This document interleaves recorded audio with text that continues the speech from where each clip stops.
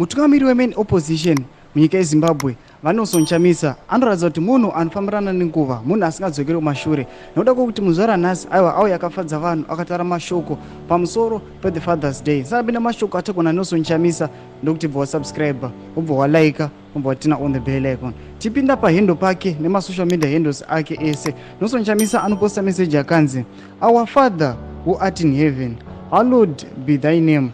Honoring our Father who is in heaven is the duty of every human being. In this earthly life, a father is the first hero to every child. Fathers, arise and take your place lead. Provide and protect.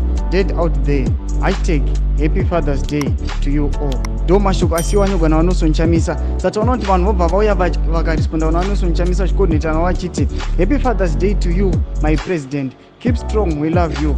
Anobva apindura achiti thank you beloved blessings. Do mashoko asiwana wa Nelson Chamisa muzora nhasi Father's Day. Taona aiwa Nelson Chamisa vanoremenda vanhu kuti aiwa we must give thanks to our fathers. Timbotudze mafungiro enyu munoti kudi pamusoro pemashoko avo. Ava pinda comment section medu mutudze mafungiro enyu.